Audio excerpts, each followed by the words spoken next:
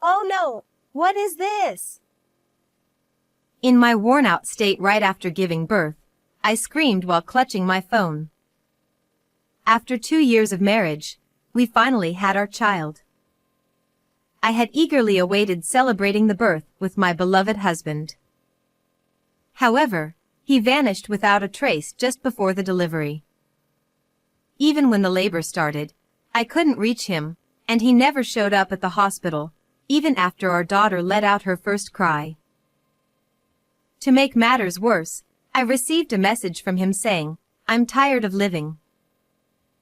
Please, don't do anything rash." All I could do was pray for his safety, but my husband never returned. And then, 25 years later, I would come to learn the truth in an unexpected way. I, Kathy, got married at 26. My husband, Steve, was 28. We sometimes argued, but that was proof that we were doing well as a couple.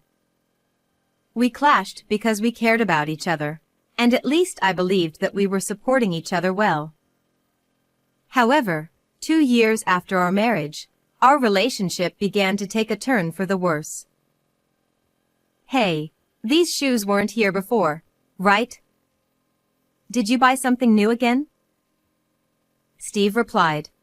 So what? It's my money. I can do what I want with it. "You say that, but you've already spent quite a bit." When I pointed out the new brand name shoes at the entrance, Steve frowned in annoyance and turned away. In truth, Steve had always been a bit loose with money since we started dating. After we got married, we agreed that I would manage all the bank accounts because leaving it to him meant we never had any savings. Despite this, at that time, brand name shoes and sneakers were increasing in our house. When I asked where the money was coming from, he would always evade, saying things like, "I made it from stocks," or "I won at the slot machines." I was worried he might be borrowing from somewhere, but I couldn't confront him strongly. Alongside the growing collection of brand name items, there was another thing that bothered me. Steve muttered in a low voice. You're always restricting me. Don't you trust me at all? Maybe he was fed up with my suspicious gaze. He slouched and disappeared into the bedroom. Seeing him so dejected made my chest ache. What concerned me was the gloomy expression he sometimes showed. The Steve I knew would have been irritated and rebellious towards me, but at that time, he didn't show any of those signs. I'm not satisfied with the money situation, but I'm a bit worried about Steve's attitude. Maybe he was troubled by something at work. Was he shopping to relieve stress? That thought crossed my mind, and I couldn't say more than small complaints. And then, amidst my already existing anxiety, an event occurred that escalated my husband's strange behavior. It happened when I found out I was pregnant. We had talked about wanting children since the early days of our marriage, so I was over the moon. "Hey, the baby is finally coming." Huh? Oh, yeah. That's great. However, Steve averted his eyes from me with a distant attitude. From that point on, Steve started going out more, almost as if he was avoiding me. Not only on days off, but even on weekdays, he wouldn't come home until late at night. Eventually, his excuses for business trips and travels increased, and he started staying out overnight more often. "Hey, I understand work is tough, but could you come home a bit earlier? I'm feeling anxious about the first childbirth." But even when I pointed it out, he didn't respond, dismissing it as business dinner or can't hang out with friends once the baby is born. Steve seemed positive about having a child before, but does he realize what it means to be a father?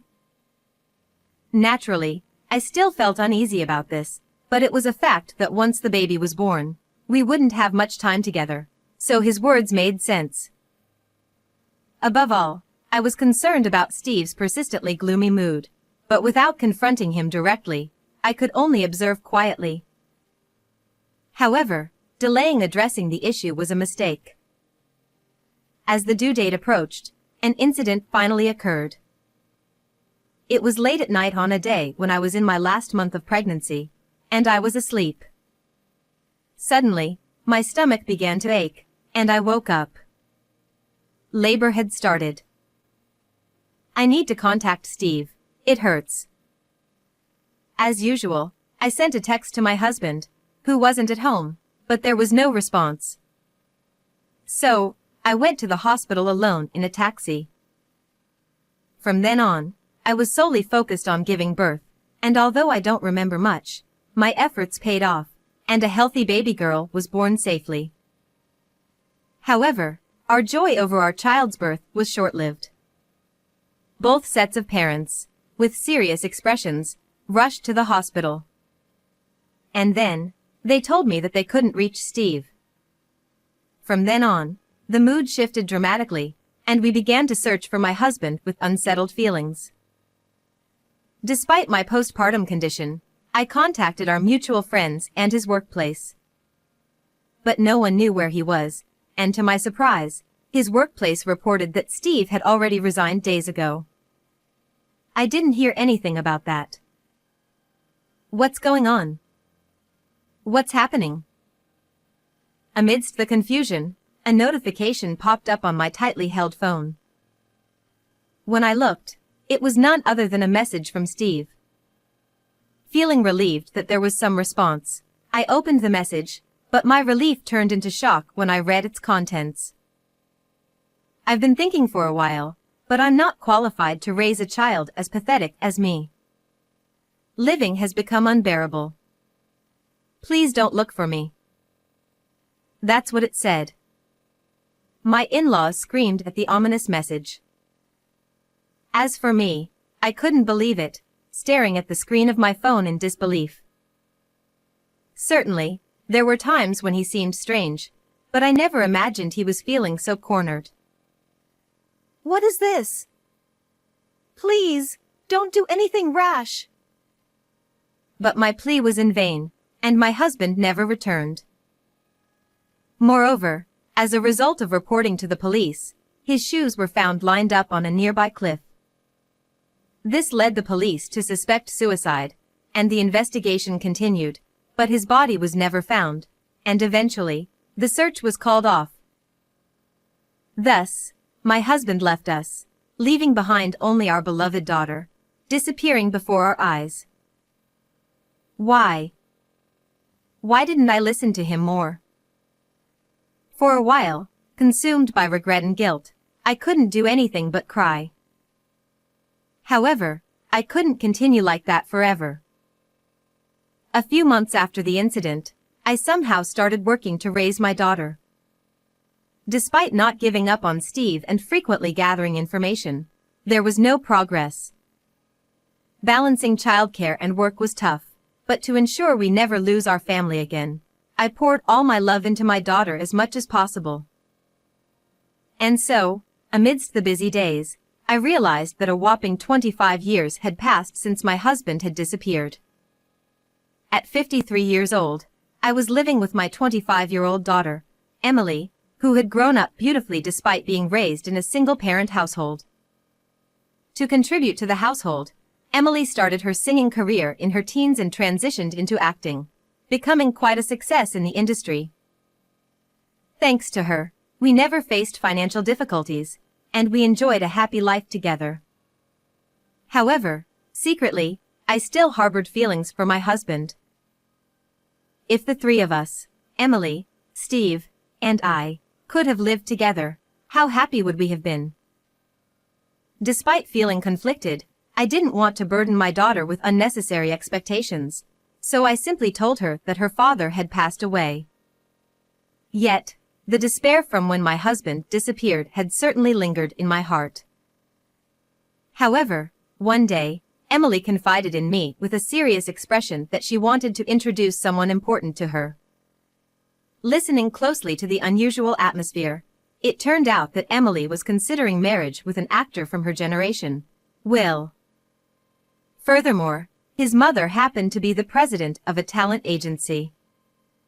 While I couldn't deny feeling surprised, I enthusiastically nodded along with my daughter's earnest words. If he's the one you've chosen, I'll support you. No matter who he is.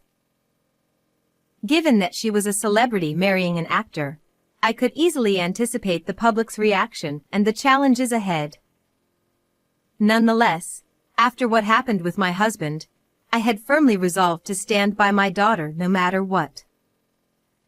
Moreover, there was no reason to oppose her marriage, especially considering how excitedly she shared the news despite her nervousness. Relieved by my response, Emily showed me a photo of his family on her phone and expressed her desire for us to meet. However, at that moment, Is this? I gasped as I looked at the photo that had caught my eye. And the unbelievable scene captured in that photo would drastically change my life. 2 weeks later, I was heading to the meeting place with Emily for the introduction. We were both probably wearing more stern expressions than usual. While nerves were certainly a factor, there was another significant reason for our seriousness. If our suspicions are correct, we can't just let this go. But could this be some kind of mistake? With these tumultuous emotions in my heart, I stepped into the restaurant designated as the venue. As it was a meeting between celebrities, we were ushered into a private room with strict privacy measures. And when the waiter opened the door, I was met with the sight of a certain person. At that moment, the complex emotions that had been building up inside me overflowed from my heart. So, you were alive after all.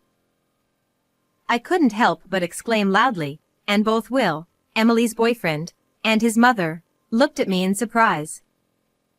However, the most shocked of all was the man who stood there, Will's father. Though his hairstyle, beard, physique, and clothing had changed, there was no mistaking it for me, his wife. I'll need an explanation for this. From you.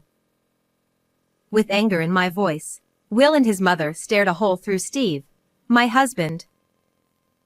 As it turned out, the father of Emily's boyfriend, as seen in the family photo she showed me, was none other than my husband, who had disappeared from my life before. While it was a relief to know he was alive, the idea of him being the father of my daughter's fiancé was beyond coincidence. Initially, I considered the possibility of a striking resemblance to someone else, but it seemed my eyes were correct. However, it appeared Steve was intending to play dumb. Well, who are you? What's this about? You're being rude out of nowhere. But his eyes were shifting, and beads of sweat streamed down his forehead. His evident discomfort undeniably confirmed his identity as my husband. It's useless trying to deny it. You can't fool me anymore. I confronted him, my tone growing stronger involuntarily. May I have a little explanation, please? Then, Will's mom, Beth, who had been bewildered until then, opened her mouth, seemingly unable to bear the situation any longer. Though she seemed shocked and struggling to grasp the situation, her calm inquiry revealed her professionalism as the president of a major talent agency. After taking a deep breath to calm myself, I looked her straight in the eye and pulled out some documents from my bag. Steve and I are married, and this is the proof. From there, I disclosed everything about his relationship with me to Will and Beth. On the day Emily showed me the family photo of her fiancé, she seemed suspicious of my reaction. So, I finally told her the truth about her father for the first time. I explained about the message hinting at suicide he sent on the day of our daughter's birth, the uncertainty about whether he was alive or dead, and how the man in the photo looked identical to him. After hearing everything from me, Emily proposed hiring a detective with her own money because she couldn't marry someone with the same father as herself. And after waiting for a week, the investigation results matched the time when my husband disappeared with the time he started living with Beth. With plenty of other evidence, it was confirmed that Will's father was indeed Steve. Beth had been staring at the report from the detective agency with Will for a while, but suddenly, she looked up. Indeed. I was opposed to marrying him officially, and this seems to be the reason. She said, glaring at Steve with anger in her eyes. I met him when my son was 2 years old. Will is his stepson. Then, Beth explained to us how she came to live with him. According to her, she had recently lost her husband in an accident and was working hard while taking care of the young Will. She happened to meet Steve, who was kind to her. Since Will is a little older than Emily, he probably started cheating on her before my pregnancy became known, at the point when his behavior became suspicious. Of course, I heard he was single. So, we had something like a common law marriage. Beth quietly expressed her anger, glaring at Steve. It seemed my husband refused to marry officially because of his complicated family. Who was he to abandon his wife and child, then comfortably move in with another family? Then, at the next moment, perhaps realizing he couldn't keep lying anymore, Steve sighed heavily. It's enough. Shut up. I couldn't live with you, always restricting my spending. Of course, you're Steve after all. You disappeared out of nowhere, and then you end up in a nice position, don't you, Dot? Yeah, that's right. I could have been the husband of a president and the father of a famous actor. Damn it, but you had to ruin it. Then, he began to speak as if he had broken a dam, revealing everything about what had happened. Steve, who was reckless with money, was indeed unhappy with me managing the finances. And when he found out by chance that Beth was wealthy, he decided to switch immediately. He didn't want to pay alimony or child support, so he chose pretending suicide instead of divorce. He planned to settle everything while I was unable to move due to childbirth. Perhaps he had been contemplating this plan even before my pregnancy, hence his lack of concern. The increase in branded items was probably due to Beth buying them for him. To be safe, I changed my appearance through weight loss and a makeover, and as a house husband, I spent most of my time indoors so the police wouldn't catch me. His selfish excuses made anger bubble up from the depths of my being. For 25 years since my husband disappeared, there hadn't been a single day when I didn't think about Steve. I felt guilty for having pursued him. Although I couldn't do anything for him anymore, I had resolved to carry this regret with me for the rest of my life. However, when the truth came out, it turned out that all of it, the message from Steve, the shoes on the cliff, was all a lie to deceive me. While I was thinking about Steve, he had already abandoned me and our daughter and was living a luxurious life with another family. And I wasn't the only one who was angry with him. I'm disappointed in you. I had a debt of gratitude to repay, but I didn't think you were such a person. Beth's cold words were followed by Will's. You barely did anything around the house anyway. And he looked at Steve with disdain. Especially for Will, Steve was someone who hurt both his mother and his girlfriend. Perhaps, he couldn't forgive him so easily. And I felt the same way. This will be in the tabloids tomorrow. I delivered the final blow to Steve, who was faltering and glared with anger by everyone in the room. What? Tabloids? Will may be a famous actor, but Emily, the daughter you abandoned, is also a famous actress. As I spoke, Steve, who had turned blue, was quietly being stared at by his daughter next to him. After discussions with the agency, Emily decided to publicly announce her marriage to her boyfriend.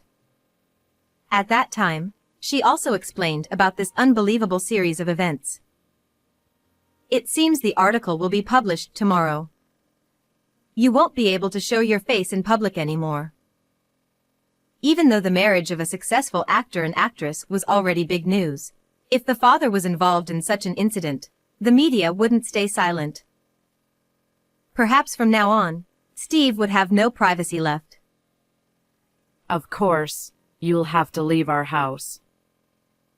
No, I don't want to. Please, reconsider. What am I supposed to do from now on? Perhaps realizing how frightening the situation had become, Steve clung embarrassingly to me and Beth. Seeing his pitiful state, I felt as though I had been released from a curse that had haunted me for years. It took time, but I no longer needed to worry about my husband who had disappeared. I don't know. Maybe you can go and live with another family? Beth, Emily, Will, and I looked at each other, and leaving Steve behind, we left the place, planning to have another calm meeting somewhere else. Later, after 25 years, I divorced my husband. Since the announcement of my daughter's engagement, Steve has been quickly identified by her and Will's fans. Now he's being chased by tabloids and can't walk around town. Even though he hadn't been working for many years, finding a new job seems unlikely for a while. Being evicted from the house he lived in and unable to return to his parents' house, he's currently wandering the streets. On the other hand, Emily and Will got married. While being blessed by society, they also received sympathy for their father's situation, which actually increased their work opportunities. Now, I can live with a clear and cheerful heart. I plan to watch over their success and slowly enjoy this happy time. How was this video? Don't forget to subscribe to the channel. Well then, let's meet again in the next video.